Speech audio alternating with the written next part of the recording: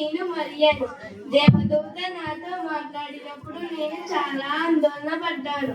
కానీ యేసయ్య పుట్టిన తర్వాత గొల్లలు జ్ఞానులు వచ్చి యేసయ్యను ఆరాధిస్తుంటే నా హృదయం చాలా సంతోషించింది. Thank you.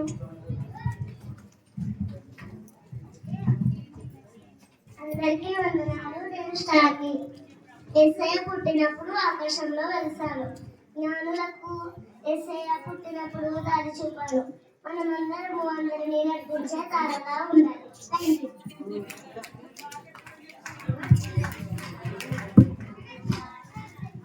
మీ అందరికీ నా వందనాలు.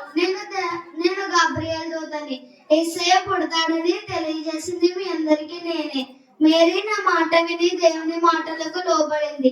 అలాగే మీరందరూ కూడా దేవుని మాటలకు లోబడండి. Thank you.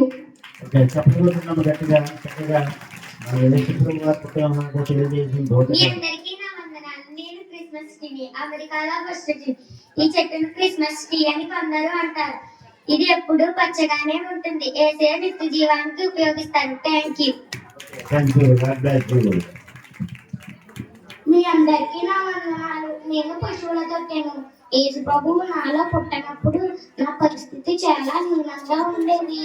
ఎప్పుడైతే యేసు ప్రభువు నాలో పుట్టాడో నేను చాలా పరిశుద్ధంగా మారాను. అలాగే మనం కూడా యేసయ్యను మన హృదయానికి ఆహ్వానిస్తే మనం కూడా పరిశుద్ధంగా మారాం. చెప్పండి గట్టిగా కొట్టాలండి. మీ అందరికీ వందనాలు. మేము గొల్లలము. దూత వచ్చి భయపడవద్దు, దావీదు పట్టణమందు నేడు రక్షకుడు మీ కొరకు పుట్టి ఉన్నాడని మాతో చెప్పింది.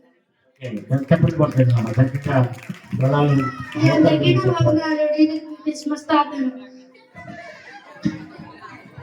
నా పేరు బైబిల్లో ఎక్కడా లేదు. యేసు ప్రభు భూలోకానికి బహుమానంగా వచ్చారు కనుక నేను అందరికి బహుమానాలు ఇస్తాను. Thank you.